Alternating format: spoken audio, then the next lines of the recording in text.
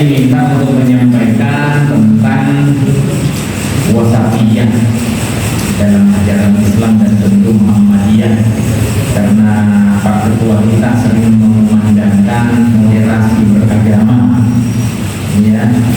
Ya, apa sih yang dimaksud dengan wasatiyah? Ya, kalau kita lihat misalnya ayat yang paling sering disinggung itu dari sejak dulu pendahulu kita itu terdapat dalam Quran surat Al-Baqarah 143. A'udzubillahi minasyaitonir rajim. Wa kadzalika ja'alnakum ummatan wasata litakunu syuhada'a 'alan nasi wa yakuna rasulu 'alaikum syahida. Al-ayat yang panjang itu nanti silahkan dilanjutkan. Dan demikian pula kami telah menjadikan kamu umat Nabi Muhammad sallallahu alaihi wasallam ummatan wasata, umat pertengahan, ya, umat yang moderat, ya, agar kamu menjadi saksi atas perbuatan manusia.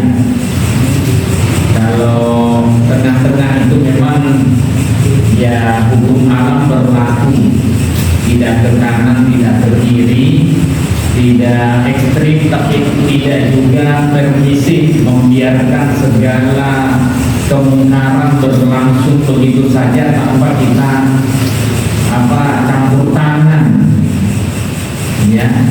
Nah, itu yang dimaksud dengan umat pertengahan, ya. Dan agar Rasul Muhammad sallallahu alaihi wasallam menjadi saksi atas perbuatanmu. Ya, ini ayatnya. Sehingga dari ayat ini saya sering mendengar dari Buya Syafi'i Ma'arif sebenarnya tentang kajian ayat umat al-wasatah ini, ya. Umat yang pertengahan, umat yang tapi memiliki keunggulan, kehebatan, ya, sehingga dia bisa dijadikan sebagai wasit di antara semua yang ada. Sekarang Muhammadiyah sedang banyak dilirik orang, ya, mengharapkan Muhammadiyah bisa menyuarakan aspirasi mereka, bisa membela ya hajat mereka, ya. Itu karena mereka memandang Muhammadiyah bisa membela karena memang dia lebih unggul dibanding daripada yang lain, ya.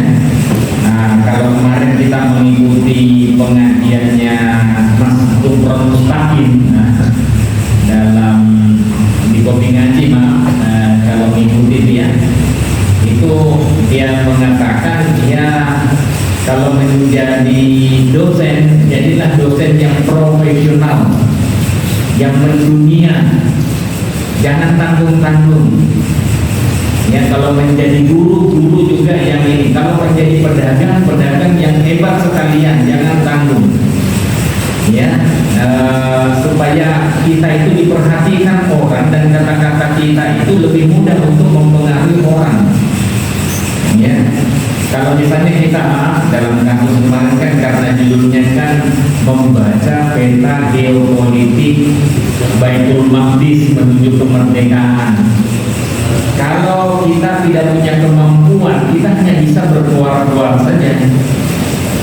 Ya, kita hanya bisa berteriak. Kita bukan penentu. Ya, tapi untuk apa berteriak kalau suara kita tidak didengar? Kenapa? Karena kita sendiri ya belum sampai pada yang masih negara yang berkembang, belum negara maju. Ya, jadi bagaimana mungkin kita mau menyuarakan kebenaran? Bisa jadi kita dibalikin. Ya, urus aja dulu dirimu. Ya.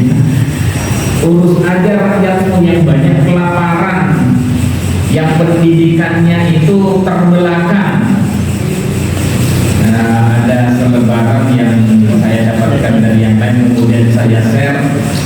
itu ternyata gaji dosen kita itu termasuk yang terendah di dunia. Ya, gaji guru apalagi cuma 4,9 juta. Ya kalau di standar yang lain, alhamdulillah, orang syukur loh. Bukan itu masalahnya, tergantung pembandingnya ya.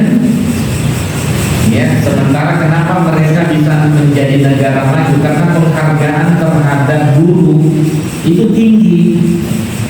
Kalau orang menghargai guru begitu tingginya, maka pasti guru itu akan fokus untuk mengembangkan dirinya mengajar anak-anak.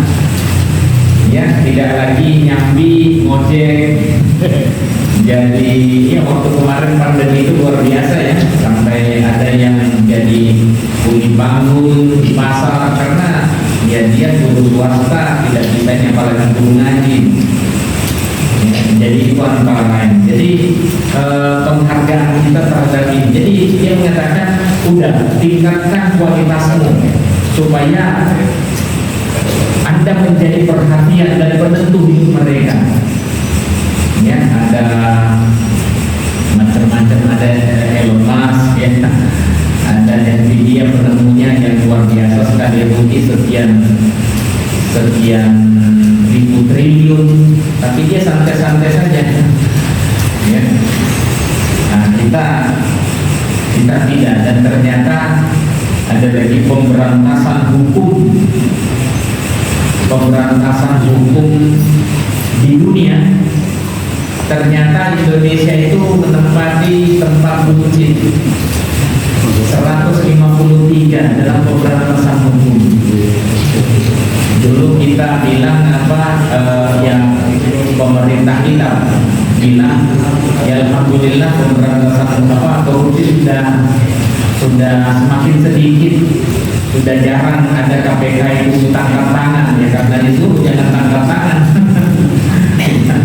Dan ternyata setelah muncul, kita berada di urutan 153. Ya, lihat saja yang laporan yang hari ini mungkin saya sebar di Koping Ngaji, ya kaget-kaget juga kita. Lalu di mana itu? Ya, apalagi Luhut sudah ngomong lagi nih. Ngomongnya berapa? 500 triliun dana bantuan sosial itu cuma disalurkan separuhnya. Kan datanya kan bersedia dia ngomong tanggal 52 hari kalau salah 2025 ini. Lah 250-nya kemana kalau separuhnya? Tapi kita diam-diam aja. Ya, kita diam-diam aja. Nah, makanya kemarin itu sebelumnya kita mau mencerdaskan masyarakat, memberikan penyadaran. Judul yang kita buat itu di Koping Ngaji itu agak unik, agak keras memang, menghukum koruptor di Indonesia. Ya, kita tidak unggul banget, sama sekali jauh. Jadi bagaimana mau meningkatkan taraf hidup masyarakat? Ya. Kalau pelaksanaan hukumnya seperti itu, nah, jangan juga moderat itu kita maknai, ya sudahlah kalau ada yang salah, jangan dibiarkan aja lah. Sepertinya itu bukan watak Muhammadiyah. Ya, Muhammadiyah itu kan dirinya amar ma'ruf nahi munkar. Amar ma'ruf sendiri dan nahi munkar itu kan menunjukkan ada moderat di sana. Ya, tidak hanya sekedar amar ma'ruf nahi munkarnya dilupakan. Seperti kalau Prof. Amin Rais bilang dulu, seperti pesawat punya 2 baling-baling, hanya amar ma'rufnya nahi munkar karena beresiko, maka dia tidak lakukan. Lalu untuk apa fungsi ayat nahi munkar itu? Nah, itu sebenarnya wasatiyah. Jadi maaf, wasatiyah itu bukan kemudian lembek terhadap kemungkaran yang terjadi, permisi terhadap kemungkaran yang terjadi. Dia harus bersuara. Dan Muhammadiyah, alhamdulillah banyak itu saya lihat komentar dari orang yang dulu tidak suka atau misalnya berpaham sebelah berbeda dengan Muhammadiyah. Tapi apa katanya dalam pagar laut itu? Oh, Muhammadiyah, ya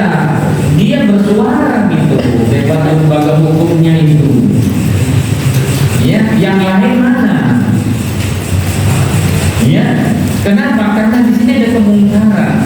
Dalam undang-undang itu tidak boleh itu laut dikuasai oleh perorangan atau sekelompok orang. Undang-undangnya begitu.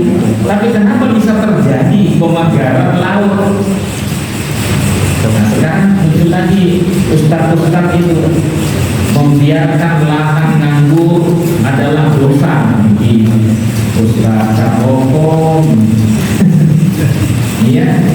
Nah, bagaimana membiarkan lahan nganggur? Betul, memang ada hadisnya. Tapi kan aturan di Indonesia kan tidak boleh kalau laut dibegitukan. Ada lahan nganggur misalnya di hutan, itu dibiarkan, itu juga memang bisa berdosa. Tapi kalau ini kan memang ada undang-undangnya sendiri dan itu harus ada izin. Ya. Nah, jadi itu antara lain. Jadi menyuarakan kebenaran. Karena tanggung jawab kita kepada Allah. Ya, tidak membiarkan. Ya. Nah, kalau kita lihat apa makna wasatiyah itu, kalau misalnya kita lihat dulu saya pernah membuat makalah Islam pilihan hidup. Macam-macam kenapa Islam dijadikan sebagai pilihan hidup. Ya, ada karena ya Islam itu ajaran untuk manusia. Ya, tentang hak asasi manusia dalam Islam, bagaimana penghargaannya. Ya, kita tidak boleh membunuh satu jiwa pun tanpa orang itu melakukan pembunuhan. Ya, itu hak ayatnya sudah kita paham. Mengqatala nafsan bi ghairi nafsin aw fasadin fil ardh maka annama qatala an-nasa jami'an. Itu Al-Maidah 32. Itu tentang hak asasi itu, begitu menghargainya Islam terhadap jiwa makhluk. Tidak boleh membunuh itu. Siapa yang membunuh satu jiwa tanpa orang itu membunuh jiwa yang lain atau melakukan pemberontakan di muka bumi, seakan dia sudah melakukan pembunuhan untuk seluruh manusia. Ya, nah itu. Nah, kemudian ada Islam ajaran universal, mungkin kapan-kapan kita kupas. Nah, kemudian ada ajaran ini moderat. Islam adalah ajaran moderat atau wasatiyah. Biasanya moderat itu diimbangi dengan Islam adalah ajaran yang tawazun. Tawazun itu berimbang, ya, seimbang. Jadi yang dimaksud dengan moderat itu adalah keseimbangan antara dua hal yang saling berhadapan. Ya, dua hal yang saling berhadapan. Misalnya ada dalam ajaran itu ada aspek ruhiyah. Karena memang manusia ini diciptakan oleh Allah, di samping aspek jasadiyah itu dia juga punya aspek ruhiyah. Ya, wa idza sawaituhu wa nafakhtu fihi min ruhi faqa'u lahu sajidin. Dan ketika aku sudah menyempurnakan fisiknya, lalu aku tiupkan ruhku ke dalam diri manusia. Ya, nah itu meniupkan ruh berarti ada ruh ketuhanan dalam diri manusia.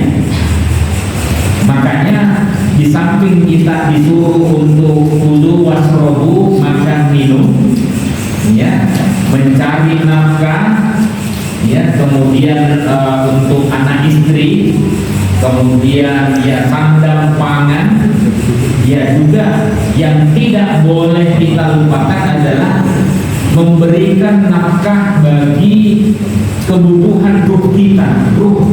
Karena ruh ini ditiupkan Allah kepada diri kita. Makanya kadang-kadang kalau kita itu sudah terpenuhi semua kebutuhannya, itu kadang-kadang dalam jiwa kita kok ada yang kurang gitu.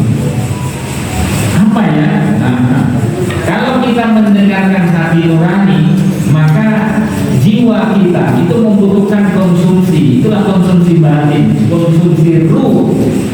Nah, dia perlu menundukkan kepalanya di hadapan yang maha agung, ya, yang maha pencipta, Al-Malik, Al-Quddus, As-Salam, Al-Mu'min, Al-Muhaimin.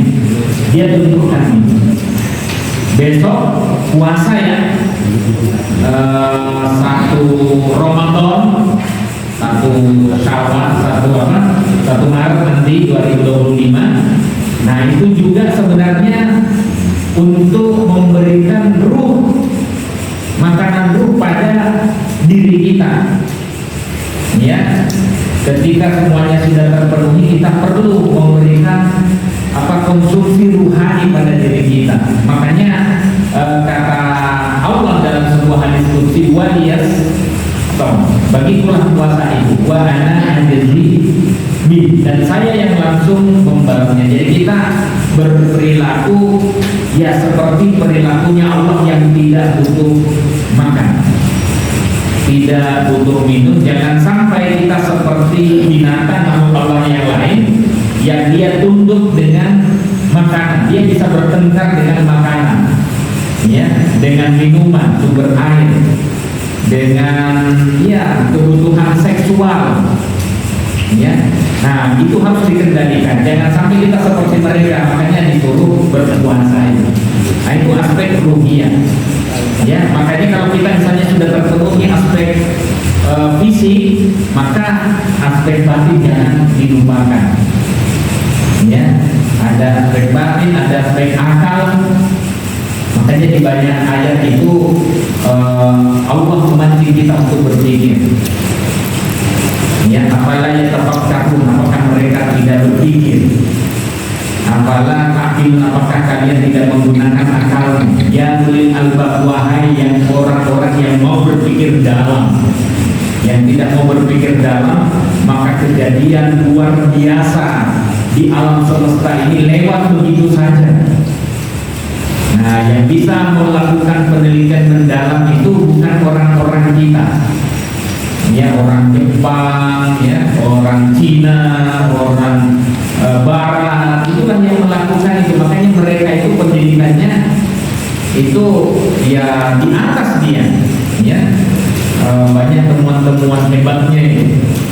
Nah itu, jadi berikan konsumsi pada diri kita, makan, minum, pakaian, sandang, pangan, kemudian pada akal kita dengan ilmu pengetahuan supaya tetap tajam analisanya, tidak dianggurkan, ya, harus belajar, ya, seperti ini juga. Kemudian setelah itu pada batin kita, karena ada ruh ketuhanan yang ada dalam diri kita. Nah, Islam itu memberikan semuanya itu. Itu baru namanya tawazun, ya, keseimbangan. Ada fardiyah, individu, dan ada jamaiyah, masyarakat sosial. Ada kebutuhan untuk pribadi dan ada juga untuk kebutuhan masyarakat. Itu berimbang, ya, moderat, tawazun, ya, moderat itu tengahan, tawazun itu keseimbangan. Ya, kemudian ada waqi'iyah, kontekstual, dan misalnya idealisme yang ideal. Kadang-kadang ideal itu seakan-akan mengawang-awang, sebenarnya tidak juga.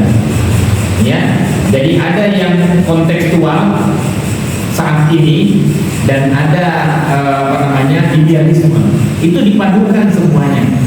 Nah, itulah namanya moderat dan sekaligus tawazun, wasatiyah dan sekaligus tawazun. Dan memang itu semuanya sebenarnya dari Allah juga yang membuat alam ini menjadi seimbang. Ya, kita lihat misalnya Quran surat langsung saya Quran surat 67 itu Al-Mulk, Tabarak, gitu ya, ayat 3, maka rofi holkir rahman minta mabut farji al-basar hal tara min futur. Ya, yang Tidak ada yang kamu perhatikan pada penciptaan Allah yang tidak seimbang. Maka perhatikan sekali lagi, adakah kamu lihat ciptaan Allah itu yang tidak seimbang? Ya, semuanya seimbang. Nah, disitulah makna tawazun muncul. Dan disitulah kita kemudian bersikap moderat termasuk dalam ajaran Islam kita. Kita lihat misalnya dalam konteks puasa, ya kita disuruh untuk berpuasa di bulan Ramadan. Tetapi kalau misalnya tidak mampu, ada dua cara yang dilakukan. Karena Islam itu kan tidak memberatkan. Ya, ketika kita mengalami satu keadaan di mana kita tidak sanggup atau tidak mampu untuk berpuasa dalam kondisi normal sehat, maka mesti ada solusinya. Kalau saat itu dia sakit atau misalnya sedang dalam perjalanan jauh yang banyak menguras energinya, maka dia boleh meninggalkan puasa, tapi harus menggantinya pada hari yang lain yang tidak diharapkan berpuasa. Ya, jadi tidak ada itu dalam ajaran Islam yang memberatkan. Apalagi kalau misalnya dilakukan dengan ikhlas. Kita yakin ini dari Allah. Kita yakin sebagai Sang Maha Pencipta tidak mungkin dia memberikan sesuatu yang berlebih, perintah yang berlebih dari kemampuan hambanya. Ya, nah itu namanya keseimbangan. Nah, kemudian kita lihat juga kalau misalnya orang sudah sepuh tidak mungkin lagi dia berpuasa, ya sok-sok tidur juga, dan tahu kapan waktu buka, kapan waktu sholat.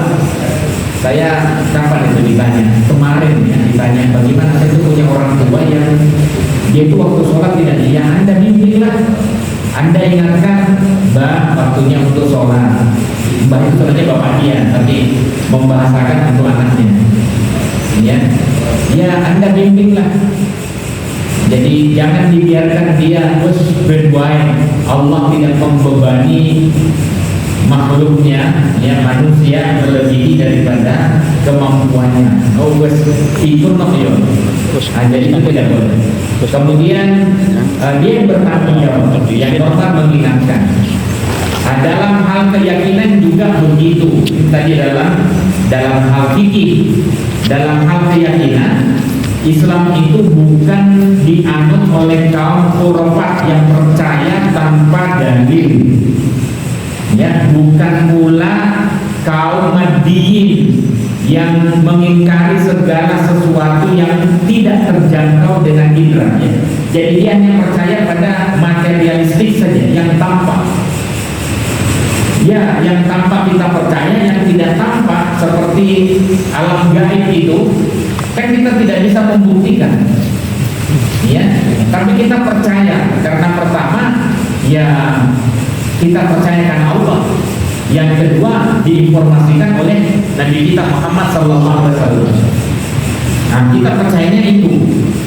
Ya, jadi kita itu kemudian secara logika, karena kita yakin bahwa Allah Maha Adil, ya tidak mungkin dia biarkan manusia melakukan sesuatu tanpa diberikan balasan nantinya. Kalau dia melakukan kebaikan kemudian belum sempat dia nikmati kebaikannya, maka nanti Allah akan balas nanti di akhirat. Begitu pula kalau dia melakukan keburukan, ya belum sempat dia nikmati hasil dari perbuatan buruknya, karena Allah itu Maha Adil, pasti nanti Allah bangkitkan dan akan balas orang itu sesuai dengan keburukan yang dia lakukan pada makhluk Allah yang lain. Nah, itu dalam soal keyakinan. Makanya hal-hal yang bersifat ukhrawi belum bisa kita buktikan, hanya bisa kita logikakan. Nah, Allah bilang wabtaghi fima ataqallahu ad-darul akhir. Ya, carilah apa yang Allah berikan kepadamu berupa akhirat. Wala tansa nasibaka minan dunya. Namun jangan kamu lupakan bagianmu ketika di dunia. Jadi begitu istimewanya Islam itu, ya. Nah, dalam bersikap juga begitu, ya. Doa yang sering kita ucapkan, Rabbana atina fid dunya hasanah wa fil akhirati hasanah wa qina adzabannar. Ya Tuhan kami, ya Rabb, atina fid dunya hasanah, berikan kepadaku kebaikan ketika di dunia, wa fil akhirati hasanah, dan juga kebaikan ketika di akhirat, wa qina adzabannar. Yang penting jaga kami dari azab neraka. Azab neraka itu nanti, tapi kita sudah minta perlindungan pada Allah, pada Rabb kita. Nah, itu namanya keseimbangan, ya. Nah, dalam situasi yang lain juga begitu, ya. Dalam bersikap, nah inilah sikap Muhammadiyah. Kalau tadi ditanya bagaimana nih dengan tabligh, dengan ya dengan tabligh, ya kalau kita masuk di sebenarnya tabligh sebenarnya tidak ada yang berbeda. Hanya bagaimana cara mengkomunikasikan kepada masyarakat supaya tidak langsung dicap dari pihak sebelah, ya. Maksudnya kalau misalnya kan kita mencoba menyamakan dengan kalimatus sawa. Kalimatus sawa sama-sama menyebutkan la ilaha illallah Muhammadur Rasulullah. Apanya yang beda? Jadi yang prinsip yang tidak ada masalah, ya. Kalau ada perbedaan itu biasanya adalah masalah furu'iyah. Di pengajian embun pagi tempatnya Pak Haji Saidi, tahu ya, jalan batas. Ya, saya ditanya itu, saya supaya untuk keseimbangan, saya kalau sholat 10 hari pertama saya di masjid NU, kemudian setelah itu di masjid Muhammadiyah. Ya, nah, kira-kira apa jawaban yang bijak untuk orang ini? Saya katakan yang penting ibadahnya, sholatnya itu sesuai dengan tuntunan Nabi SAW. Mau sholat di mana saja sami mau. Karena tidak bisa kita jelaskan secara rinci langsung. Ya, oh nggak boleh. Ya, itulah majelis taklim. Jadi memang agak dalam hal ini gimana boleh. Nah, Pak Air Fakhrudin itu cara bertablingnya halus sehingga dia bisa diterima oleh semua kalangan, bukan hanya kalangan Muhammadiyah, tapi kalangan Muslim tradisional juga diterima. Kita tahu kan cara sholat tarawihnya itu kan, dia baca yang panjang. Oh, di sini apa? 23. Yang biasanya Pak ayat 11, tapi kemudian dia baca panjang. Masih mau lanjut 11 saja. Ya, itu cara dia melakukan pendekatan kepada masyarakat. Nah, saya juga seperti itu mencoba, ya, walaupun masih jauh ya, tapi mencoba untuk lebih bijak dalam mengkomunikasikan ide. Ya, tidak bisa kita hitam putih, harus lebih bijak. Oh begini, oh selama masih ada dalilnya. Nah sekarang kita nanti bareng-bareng mana yang ada dalilnya, mana yang tidak. Ya, di beberapa tempat, ya alhamdulillah buku sholat saya itu sebenarnya saya menghindari pembahasan masalah kunut. Saya menghindari. Saya cukuplah menulis. Tapi ketika saya ditanya di Jakarta, gimana di Mekah tidak ada kunut, di Madinah tidak ada kunut, kok di sini kok ada kunut? Waduh, bisa ini. Karena sebelumnya saya sudah diberitahu, ini masyarakatnya ini loh Ustaz. Oh iya. Ya saya katakan kunut ada dasarnya. Kalau di Mekah ya memang karena menurut mereka ya, dan termasuk Muhammadiyah sebenarnya, hadis-hadis tentang kunut itu ya doif, dan tapi meskipun begitu itu kan pemahamannya, dia tidak pernah menghinakan kunut. Tidak ada itu namanya Muhammadiyah membid'ahkan dulu. Ya, itu hanya pahamnya untuk internal. Kalau tidak percaya, mari kita sama-sama teliti. Oh Pak, banyak dalilnya. Kalau banyak dalilnya, maka dia bisa naik derajat menjadi hasan li ghairihi.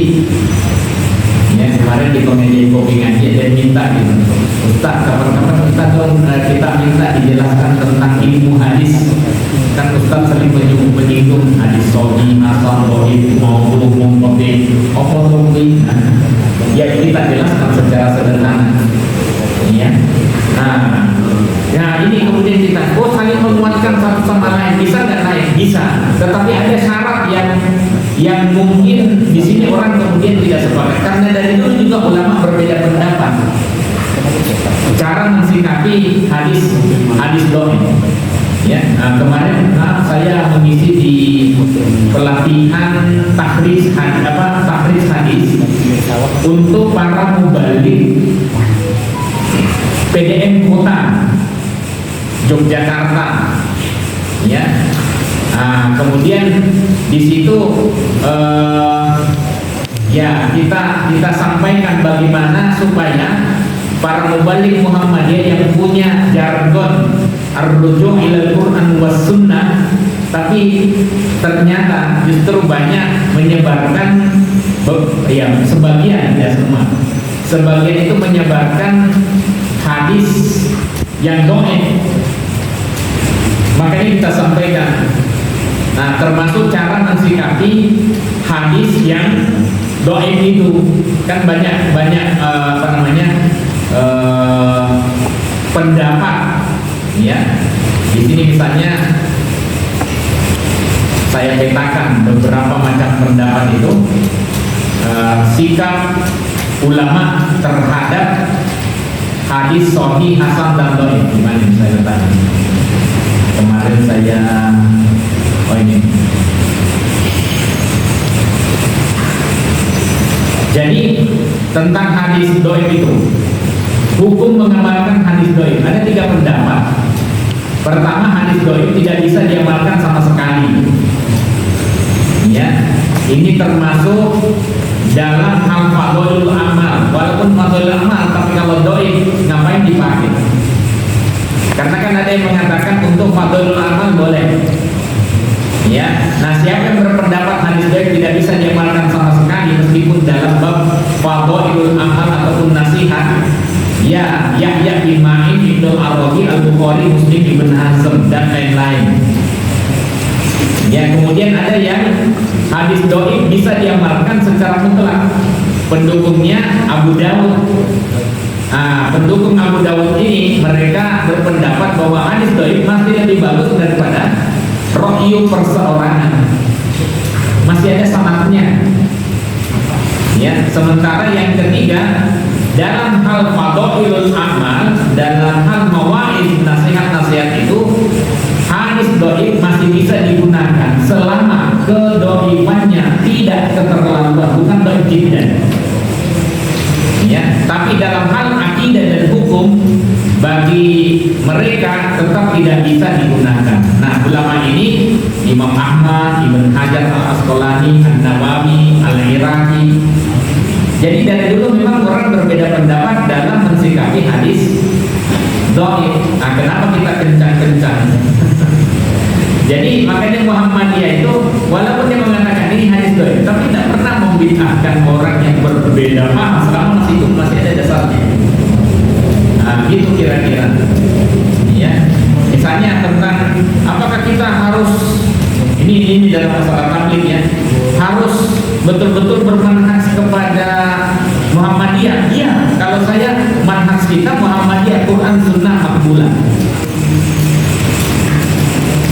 Tapi apakah produknya harus sama persis? Tarjih itu bilang begini, selama masih bersandar kepada perintah Tuhan yakni Al-Quran dan bimbingan Nabi Muhammad SAW yakni Al-Hadis, itulah pendapat Muhammadiyah. Ya, walaupun tarjih Muhammadiyah punya pandangan, ya, bacanya misalnya Allahumma barik di titahnya, ya Allah wajah dia, ya ada pendapatnya sekarang tambah lagi Allah akbar kabira walhamdulillahi katsira. Nah kemudian tentang sholat iftitah di bulan Ramadan gimana kira-kira, pakai enggak? Pakai tidak? Pakai. Sekarang saya tanya pada bapak ibu, ibunya ada. Kalau bapak-bapak di masjidnya bapak-bapak itu kira-kira pakai sholat iftitah atau tidak? Tidak.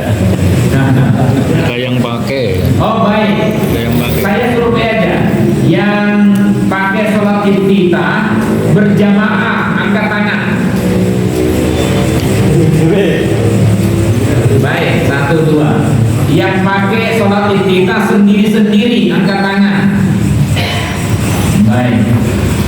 Yang tidak pakai sholat iftitah cukup sholat sunnah ba'diyah setelah sholat isya langsung sholat tarawih angkat tangan. Ini Muhammadiyah kemudian Beda. Sesukanya, Pak. Taktiknya juga. Berikutnya beda. Nah, gurunya beda-beda.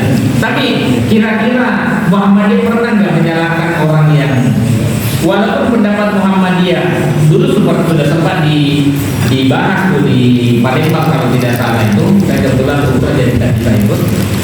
Ya, saya mendengar dari Jawa Timur, ya apa ya? Nah itu kemudian dirubah. Bagaimana kami menjelaskan dulu dengan dalil?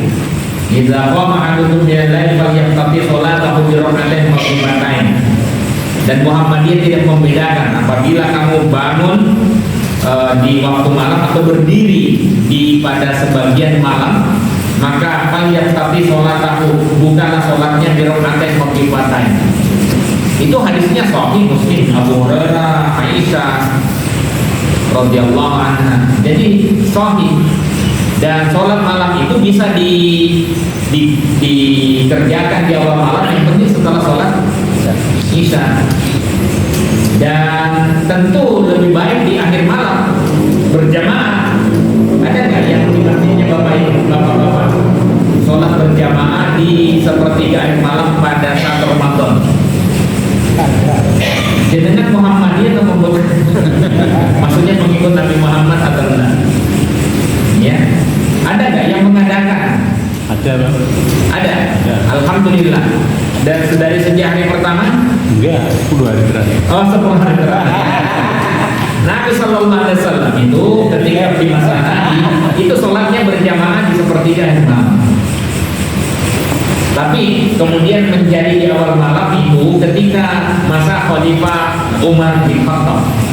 Dia melihat ada sekelompok orang yang sholat dengan kelompoknya, ada yang sholat sendiri-sendiri di awal malam. Ketika dia keluar bersama Abdurrahman bin Qari. Kemudian di akhir malam dia pimpin sholat, dia kumpulkan sahabatnya. Saya kok menginginkan orang-orang yang sholat di awal waktu itu ada yang imami. Bagaimana kira-kira menurut panjenengan? Nah, dia diskusi. Setuju tidak kalau ada yang imami? Setuju. Nah, karena setuju dipanggillah imam itu Ubay bin Ka'ab dan Tamim Ad-Dari. Kamu imami mereka. Tapi pesannya Umar bin Khattab bi'inda rakaat, 11 rakaat. Walaupun nanti ada hadis yang mengatakan idda wa 20 rakaat, 21 rakaat. Tapi yang kuat sebenarnya Umar memerintahkan itu 11 rakaat, bukan idda wa 20, karena itu yang 11 rakaat itu sanadnya pendek, sanad Ali. Sementara yang mengatakan 21 rakaat sanadnya panjang dan terputus itu di tengah. Nah, dalam buku sholat itu saya sudah jelaskan panjang lebar. Ya, jadi saya pakainya yang Umar memerintahkan 11 rakaat. Kalau yang 21 rakaat coba kita teliti. Ya, tapi insya Allah tidak jauh. Adanya dalam Musannaf Abdul Razzaq. Terus yang mengatakan 23, oh ada juga di sana dikatakan di masa Umar bin Khattab. Tapi ingat periwayatnya yang terakhir itu Yazid bin Ruman yang wafat 130 Hijriah. Nah, menceritakan pada masa Umar bin Khattab yang tidak nyambung. ya, dan nyambung. Nah, jadi itu kira-kira. Jadi tapi walaupun seperti itu, penelitian Tarjih Muhammadiyah dan penelitian saya juga, kita tidak pernah itu menyalahkan, membid'ahkan orang yang sholat di awal malam, sholat yang 21 rakaat, karena memang ada juga dalil yang bisa dipahami seperti itu. Dengan dalil tadi hadis-hadis dari bisa saling kuatkan, silakan. Tapi masalahnya kalau terputus ya boten, atau misalnya doa jiddan, sangat lemah, nggak bisa. Ya, jadi itu kira-kira. Jadi udah, yang penting sholat sesuai tuntunan Nabi. Ya, perbedaan-perbedaan begitu biarlah, dari dulu juga orang berbeda. Tapi kalau mau berdiskusi, ya mungkin berdiskusinya di kalangan terbatas saja, yang ilmuwan saja, ulama saja.